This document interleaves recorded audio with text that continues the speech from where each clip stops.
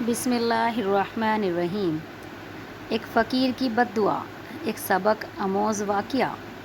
چاچا چمن محلے کے سب سے کنجوس آدمی تھے۔ ان کے گھر کوئی مہمان چلا جائے تو رسم گفتگو کے بعد پوچھتے ہیں کہ چائے تو نہیں پئیں گے نا، کیونکہ چائے بہت نقصان دہ ہے۔ ہاں، شربت تھوڑا گرم ہے، چلے گا کیا؟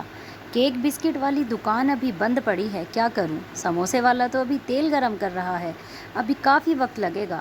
آپ کہاں اتنی دیر بیٹھے رہیں گے؟ بیچارہ مہمان یہ سن کر شرمندہ ہو جاتا ہے۔ ایک دن دوپہر کو کسی فقیر نے ان کے گھر کا دروازہ کھٹکھٹایا۔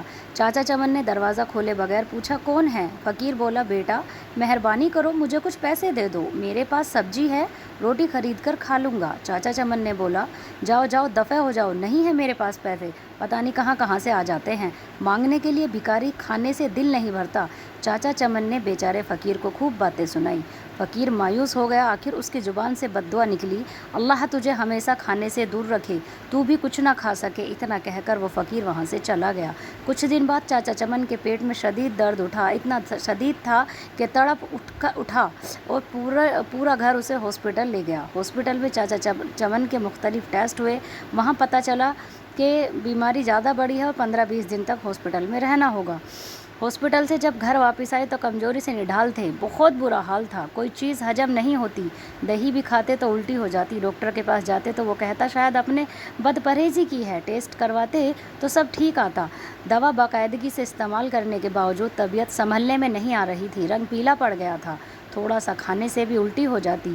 چاچا چمن کی راتوں کی نیند اڑ چکی تھی، ان کو موت کا خوف ہونے لگا، سوچتے سوچتے انہیں نیند آ گئی۔ خواب میں دیکھا کہ پلاؤ کی دیگ کے پاس بیٹھے ہیں، وہ سب کو چاول بانٹ رہے ہیں۔ چاچا چمن نے گھر والوں کو اپنا خواب سنایا تو انہوں نے مشورہ دیا کہ غریبوں کو کھانا کھلاؤ۔ چاچا چمن نے خیر باورچی کو بلوایا اور اس سے پوچھا کہ پلاؤ کی 10 کلو دیگ پر کتنا خرچہ آ جائے گا۔ باورچی نے خرچہ بتایا۔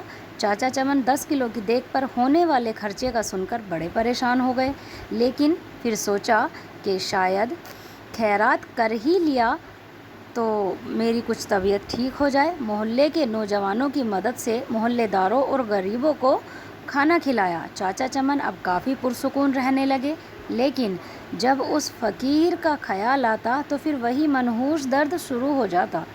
کئی دن ایسے ہی بیت گئے۔ ایک شام کو کسی فقیر کی آواز آئی، اللہ کے نام پہ دے دو بابا۔ چاچا چمن بھاگ کر گئے تو دیکھا کہ وہی فقیر کھڑا تھا جس نے انہیں بددعا دی تھی۔ چاچا چمن بڑی تیز اس کا ہاتھ پکڑ کر اپنے گھر کے اندر لے آئے۔ فوراً ہی انہوں نے اپنے بڑے لڑکے کو ہوٹل سے کئی قسم کے کھانے لانے کے لیے بھیجا۔ کچھ ہی دیر میں لڑکا ہوٹل سے بہت سے کھانے لے کر آ گیا۔ چاچا چمن اور فقیر نے پیٹ بھر کر ساتھ میں کھانا کھایا۔ جاتے وقت فقیر بہت خوش تھا۔ ایک ہفتے علاج کے بعد چاچا چمن مکمل طور پر صحت یاب ہو چکے تھے۔